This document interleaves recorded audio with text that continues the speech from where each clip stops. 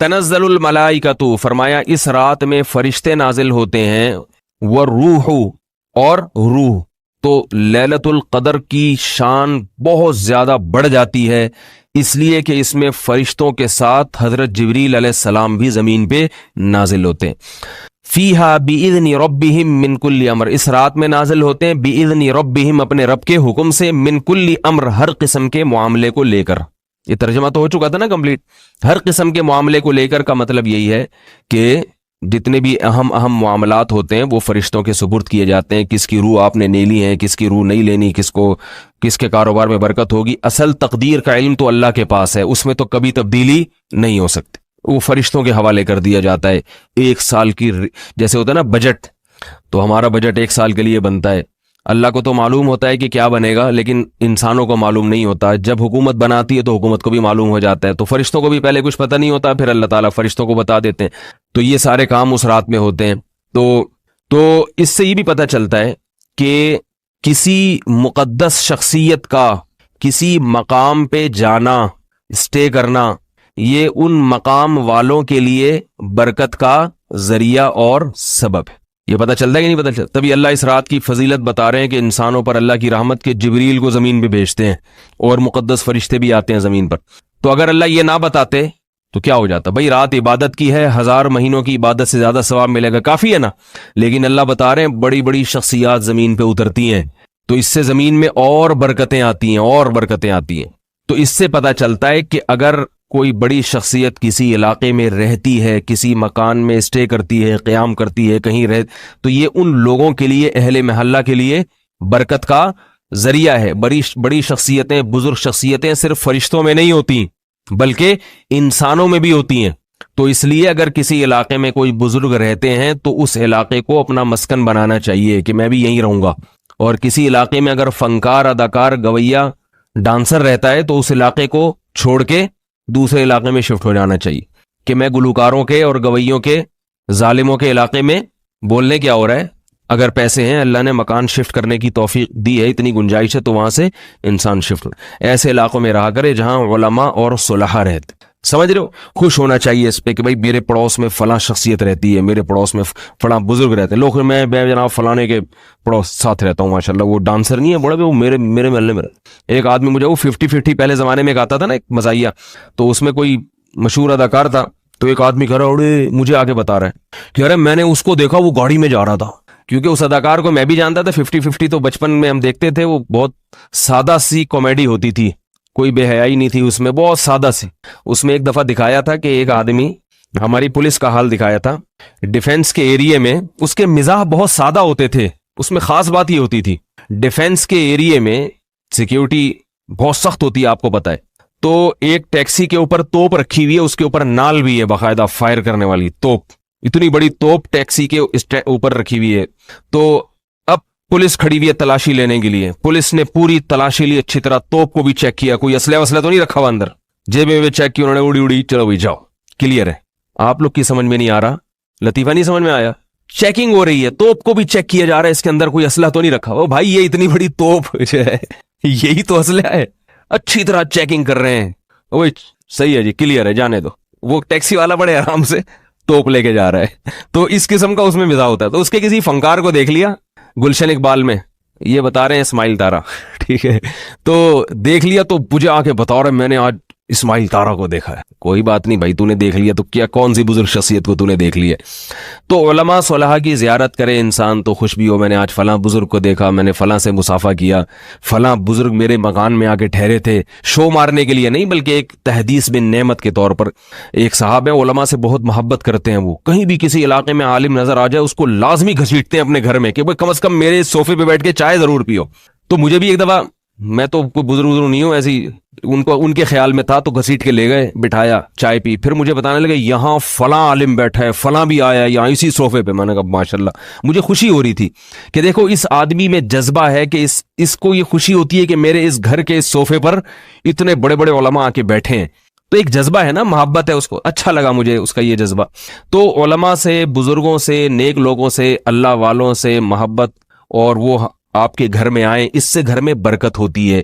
हमें इस किससे पता चला? ये यहाँ लिखी हुई नहीं है लेकिन ठीक है, اس صورت سے ہمیں پتہ چلا، سمجھ لیں کہ لکھی ہوئی ہے تاکہ بار بار مجھے یہ فرضی تھی، بہت سی چیزیں فرض بھی تو کی جا سکتی ہے نا۔ اس کی ایک اور دلیل دوں، حدیث سے بھی یہ بات ثابت ہے۔ رسول اللہ صلی اللہ علیہ وسلم کو حضرت انس ابن مالک کی والدہ نے ایک دفعہ بلایا۔ حضرت انس 10 سال کے تھے، چھوٹے سے تھے، تو ان کی والدہ نے بلایا کہ یا رسول اللہ آپ ہمارے گھر میں آ کے نماز پڑھا دیں ہمیں۔ تو وہ چاہتی تھی کہ نبی ہمارے گھر میں اگر نماز پڑھ لیں تو اس سے کیا ہوگا، ہمارے لیے برکت کا ذریعہ ہے۔ تو آپ صلی اللہ علیہ وسلم ان کی اس دعوت پہ چلے گئے اور آپ صلی اللہ علیہ وسلم نے وہاں نماز پڑھی۔ تو اس سے بھی پتہ چلتا ہے کہ بھئی پیغمبر کا کسی گھر میں آنا وہ تو ظاہر ہے، اس میں تو کوئی دو رائے نہیں ہو سکتی۔ تو اہل اللہ کا، علماء کا، ان سے دوستی، ان سے تعلق، ان سے محبت، کچھ بھی نہ ہو صرف محبت ہی ہو، یہ محبت بھی انشاءاللہ دنیا میں بھی کام آئے گی اور قیامت میں بھی کام آئے گی، لیکن محبت میں انسان دوسرے کا بیڑا نہ غرق کرے۔ تو اس کی مثال ہے، وہ ہمارے حضرت ایک واقعہ سناتے کرتے تھے۔ ایک شیخ صاحب تھے، پیر صاحب، ان کا ایک مرید تھا، وہ اپنے شیخ سے بہت عقیدت کرتا تھا۔ اب ہمارے سننے والوں میں بہت سے ہمارے پٹھان شاگرد بھی ہیں، تو بھائی پٹھان لوگ ناراض نہ ہو، میں پورا ویسے ہی واقعہ سناؤں گا جیسے ہمارے حضرت نے سنایا، ٹھیک ہے؟ تو ہمارے حضرت نے سنایا کہ وہ مرید پٹھان تھا، اور ہمارے حضرت میں تو عصبیت نہیں تھی، ہمارے حضرت کے زیادہ تر مریدین پٹھان ہی تھے، ہر فیلڈ میں پٹھان ہی آگے ہیں، تبلیغ میں دیکھو تو پٹھان آگے، جہاد میں دیکھو تو پٹھان آگے، مدرسوں میں دیکھو تو پٹھان آگے، تو وہ سارے ہی شعبوں میں پٹھان لوگ، ان کو اللہ نے ہمت دی ہے۔ لیکن وہ حضرت نے جو واقعہ سنایا نا، یہ چونکہ پٹھان مرید کا تھا، وہ عقیدت تھی نا، محبت تھی، تو حضرت نے فرمایا کہ وہ پٹھان مرید تھا، اپنے پیر و مرشد کو اس نے بولا تھا کہ آپ کی چپل آپ کو اٹھانے کی اجازت نہیں، ہم جب آپ کے مرید موجود ہیں تو ہمارا غیرت کے خلاف ہے ہمارا غیرت کے خلاف ہے کہ ہماری موجودگی میں پیر صاحب اپنی جوتی خود ہی اٹھائیں، یہ نہیں ہو سکتا۔ پیر صاحب میں تواضع کا غلبہ تھا، وہ چاہتے تھے کہ بھئی میں کسی انسان سے اپنی خدمت، پہلے زمانے کے پیر صاحب بھی بڑے متواضع ہوا کرتے تھے، تو پیر صاحب میں تواضع کا غلبہ تھا کہ میں اپنی جوتی کیسے اس دوسرے کو کیسے، پیر صاحب نے منع کیا جوتی کو ہاتھ نہیں لگانا، اس نے کہا نہیں، یہ ہمارا غیرت کے خلاف ہے کہ ہمارا پیر صاحب ہو اور ہمارا جوتی وہ خود ہی اٹھائے۔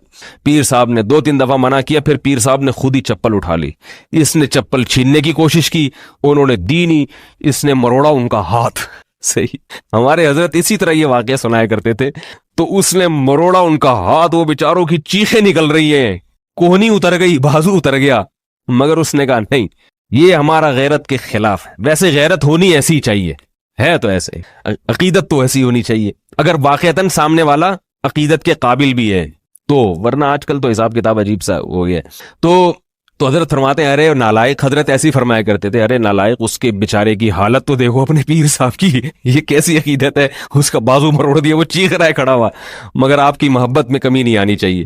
تو سامنے والے کا انسان خیال کرے، اس کے جذبات کا۔ خیر، تنزل الملائکۃ والروح فیہا باذن ربہم من کل امر، خلاصہ یہ نکلا کہ اہل اللہ سے تعلق، ان سے محبت، اس سے انسان کو فائدہ ہوتا ہے۔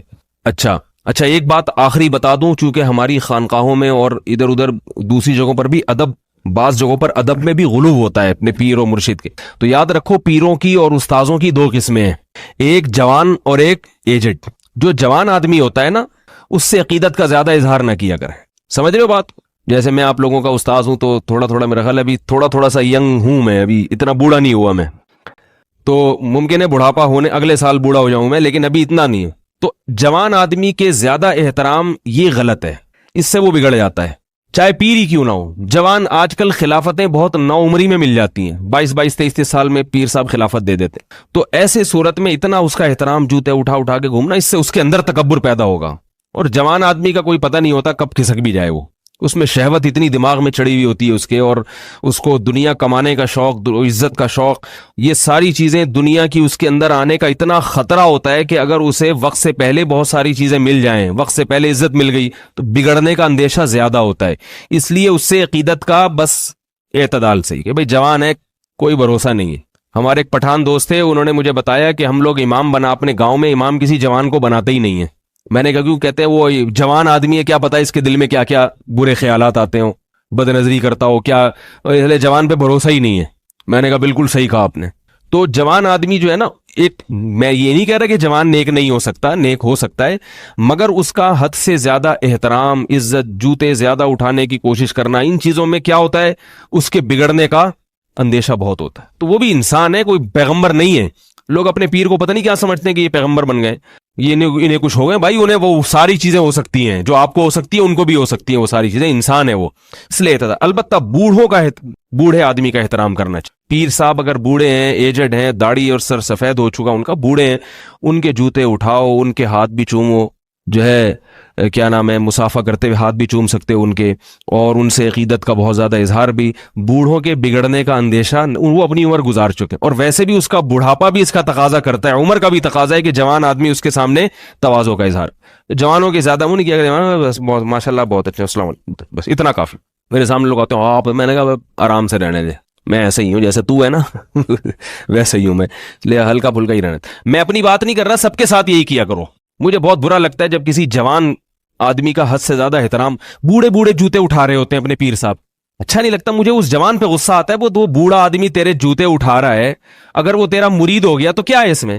تمہیں تو یہ سکھانا چاہیے جوانوں کو کہ بوڑھوں کا احترام کرو, نہ کہ بوڑھے الٹے جوانوں کا احترام کر رہے ہیں. امام ابو حنیفہ رحمۃ اللہ علیہ نے وصیت کی تھی امام ابو یوسف کو کہ کسی بوڑھے آدمی کے ساتھ نہیں چلنا.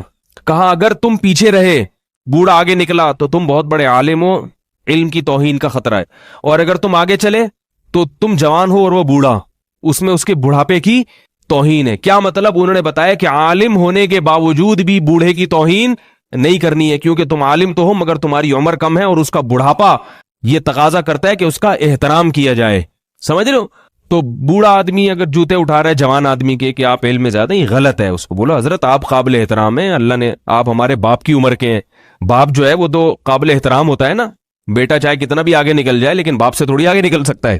تو اس لیے ان چیزوں میں ذرا اعتدال سے کام لینا چاہیے. عقیدت کا اظہار کریں اعتدال سے. آپ ماشاء عقیدت کا اظہار کے بجائے میں لوگوں سے یہ کہتا ہوں کہ بھائی اپنے بارے میں کہ اگر میری کوئی بات آپ کو اچھی لگے, کوئی بیان اچھا لگے, اپریشیٹ کریں آپ.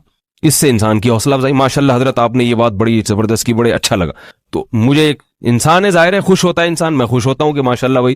اور اگر کوئی بری لگی ہے تو انسان اعتدال سے بتا دے, واٹ لگانے کی کوشش نہ کرے. حضرت یہ جو آپ نے بات کی, اس نقطۂ نظر سے مجھے تھوڑا سا اختلاف ہے, مجھے تھوڑا سا سمجھنے میں, ادب تمیز کے دائرے میں, بدتمیزی نہ کرے, ادب تمیز کے دائرے میں وہ کر دے. تو حوصلہ افزائی کرنے سے انسان کو احساس ہوتا ہے بھائی ماشاءاللہ.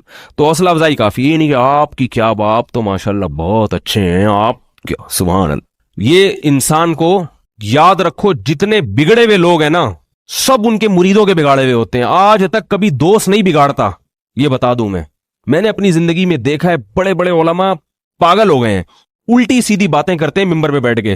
کیوں کرتے ہیں ایسی آدمی حیران ہوتا ہے, ان کو اللہ نے اتنا علم دیا, اتنا تقویٰ دیا, مگر یہ سٹھیائے ہوئے کیوں ہیں, ایسی احمقانہ باتیں کیوں کر رہے ہیں؟ پتہ چلتا ہے یہ سارے مریدوں کی وجہ سے. مرید مکھن لگا کے نا, حضرت آپ تو ماشاءاللہ آج آپ نے سیرت پہ تقریر کی, حالانکہ وہ پوری سیرت پہ اول تا آخر تقریر جھوٹ کا پلندہ ہوتی ہے, وہ ایک بھی صحیح حدیث پیش نہیں کی ہوتی, ادھر ادھر کے واقعات. لیکن مرید جب ہاتھ چومتے ہیں اور حضرت آپ نے ماشاءاللہ آپ کی کیا بات, آپ وہ کہتے ہیں ایک اور چھوڑو اگلے بیان میں نا, جتنی چھوڑی ہے اس سے ڈبل چھوڑو بنو. اور اگر کوئی ڈھنگ کا آدمی بیٹھا بولے حضرت یہ جو آپ نے حدیثیں پیش کی ہیں کوئی آتھینٹک ہیں, کہاں سے پڑھی آپ, ایسے تو گرین چینل والے بھی نہیں چھوڑتے جتنی آپ چھوڑتے ہیں, تو اگلا اعتدال سے آ جائے گا نہیں آ جائے گا. تو ہمیشہ انسان کو اس کے شاگرد, اس کے مرید یہ ہے جو انسان کو الو بناتے ہیں, بیوقوف بناتے ہیں, عقیدت کی اندھی اینک لگا کے دیکھتے ہیں اور بگاڑ دیتے ہیں انسان کو. تو بوڑھے کو اس لیے کہہ رہا ہوں کہ بوڑھے نے تو جتنا بگڑنا تھا بگڑ گیا, بوڑھوں میں تبدیلی نہیں ہوتی, وہ تو اب ان کی تعریف کریں برائی کریں وہ ویسے ہی رہیں گے. یہ انسان کی جو اس سے پہلے کی عمر ہے, یہ اس میں انسان میں تبدیلیاں آتی رہتی, کبھی ادھر کو جائے گا کبھی ادھر کو جائے گا, اس میں اعتدال کی ضرورت ہے. تو بس یہ ترجمہ کر کے ختم کرتا ہوں, وہ پورا ہو گیا. تنزل الملائکۃ والروح فیہا بإذن ربہم من کل امر سلام, یہ رات سراسر سلامتی ہے, ہی حتی مطلع الفجر, طلوع فجر تک. تو سلامتی ہے مگر یاد رکھو ہر ایک کے لیے نہیں, اس کے لیے جو اس رات میں سلامتی چاہتا ہے, اللہ سے دعا مانگتا ہے اور توبہ کرتا ہے, جو گناہ کرتا ہے اس کے لیے سلامتی نہیں ہے یہ. تو سلام ہی حتی مطلع الفجر.